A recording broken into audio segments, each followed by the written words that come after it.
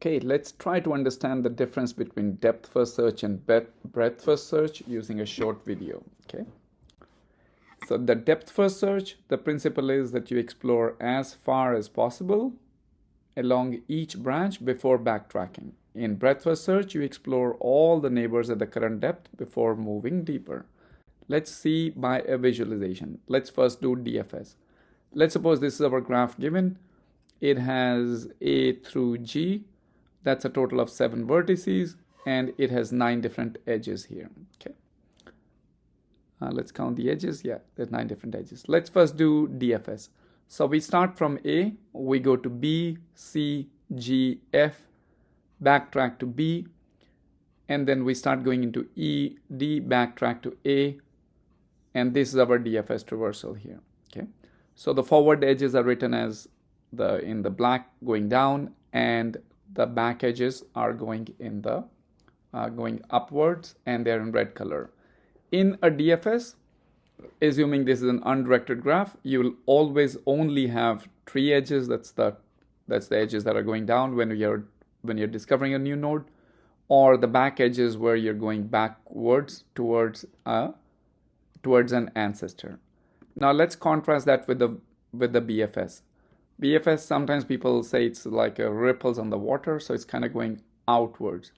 You explore everything outward level by level. Again, the same graph, we again start with A, but this time we immediately see B, D, and G, all of them.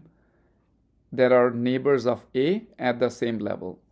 Then we go into B, and we say, okay, what does B know? B knows C, E, and F. And at that point, we also see that D also knows E. And we go to G, and G also knows F and also knows C. And those are then referred to as cross edges.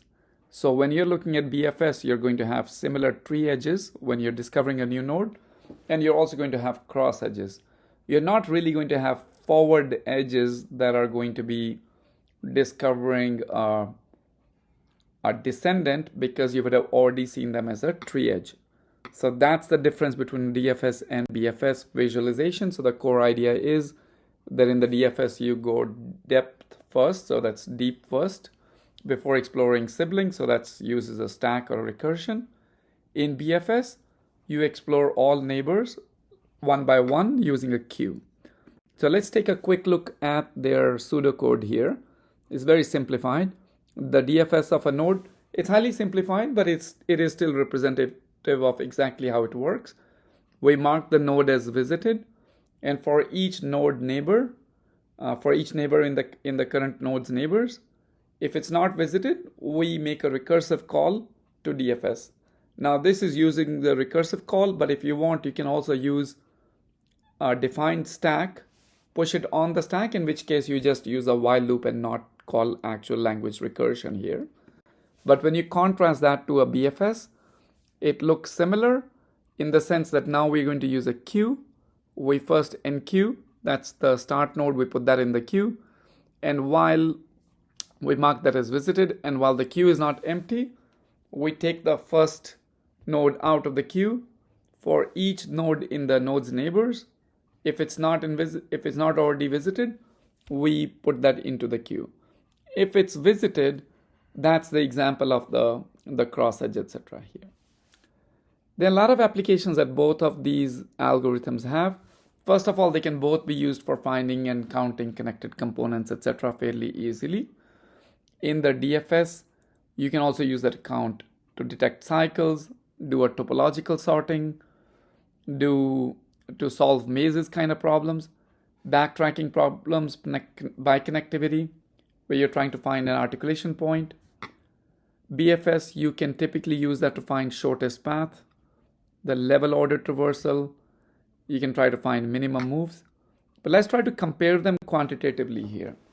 Sometimes when you look at them, you may hear that DFS runs in order V plus E time.